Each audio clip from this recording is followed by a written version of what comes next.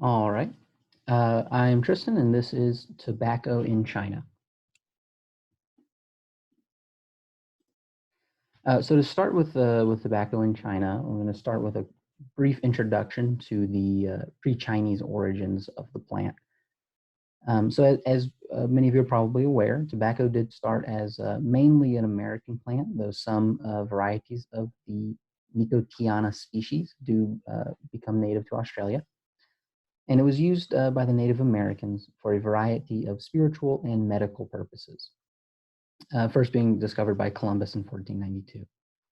Though it wasn't Columbus that made it popular in Europe, it belongs to different people by different countries, such as Francis Drake and Andre Thivet, as I have them listed there.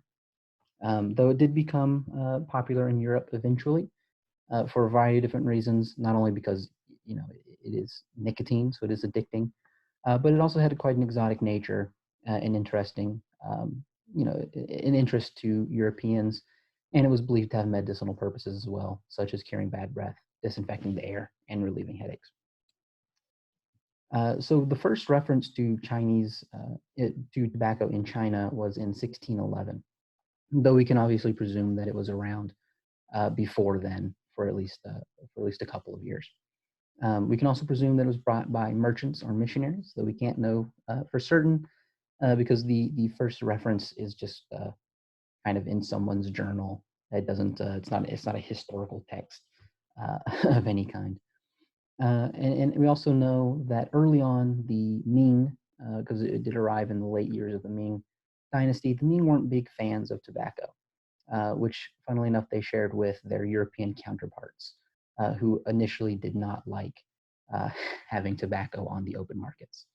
But the Qing, whenever they finally came into power, did eventually more so embrace it, though there were still some regulations, such as smoking not being allowed on palace grounds for a number of years.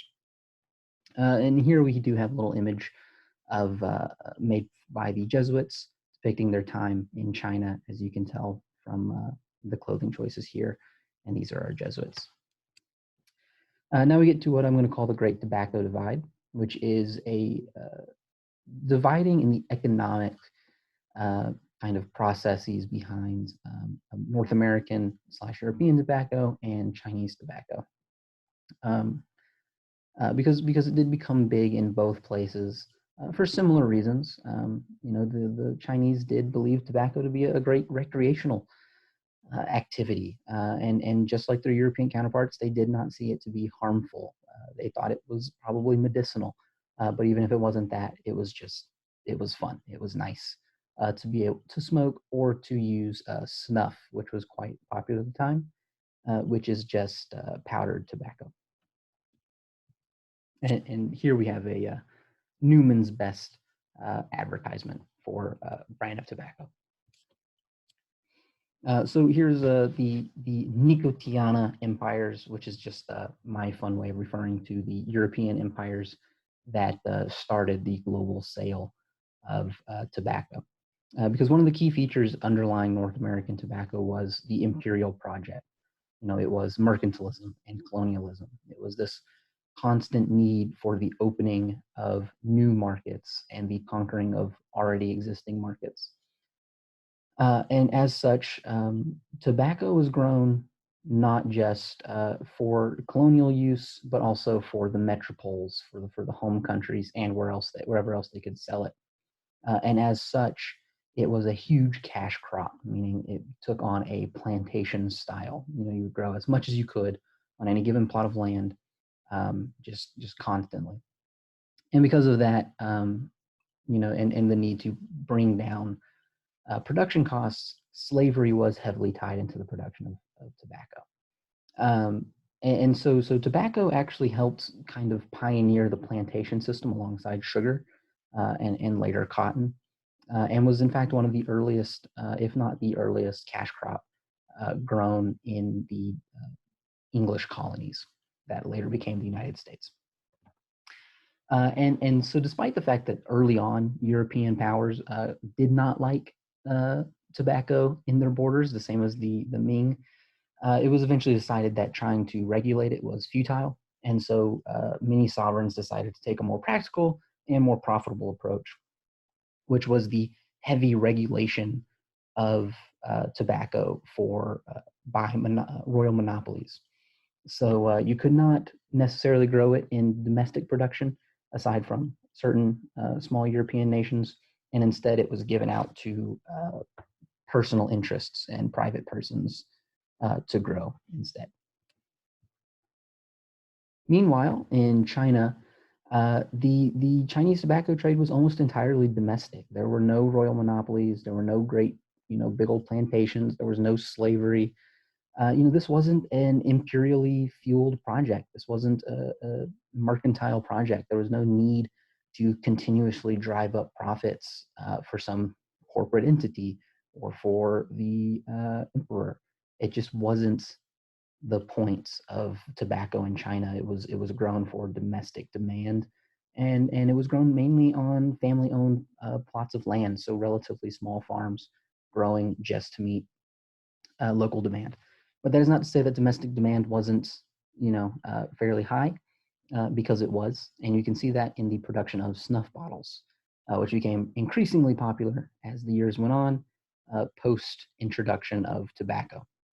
And here we can see a comparison between a European snuff box made of wood and in the shape of a sailor or something, and then a Chinese snuff bottle made of porcelain.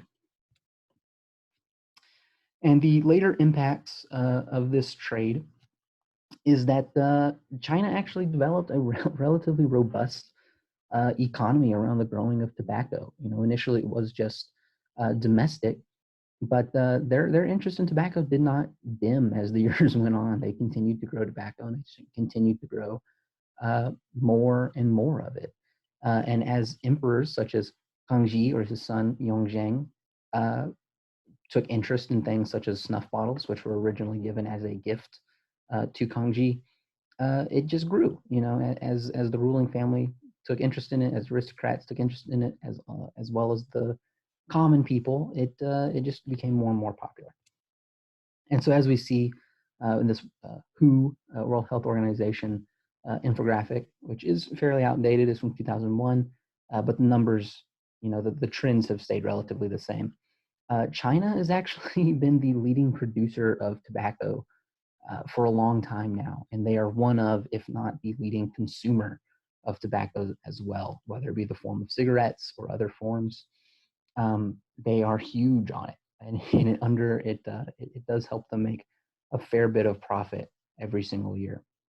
So the impact of tobacco is not something that stopped with the fall of the Qing, or didn't permeate far into Chinese culture. It's been around for a long time, whether it be in snuff bottles or eventually the production of cigarettes, or to the modern day where they're producing 2.6 million metric tons of tobacco leaves.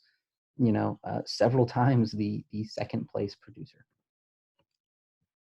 So to wrap up, tobacco is a great resource to look at in terms of watching the globalization of the world between the 17th and 20th centuries, which I choose those dates just because those are the dates of the Qing.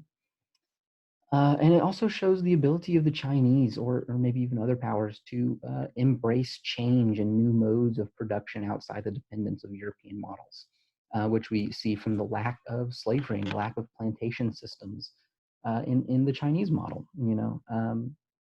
But we also see a continual effect. We see that tobacco has sort of taken over in China, as it has many other places, and as such, it still has a sizable impact to today.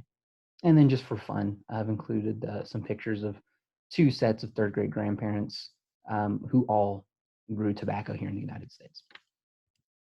And then here are my credits. And that will be that. Thank you.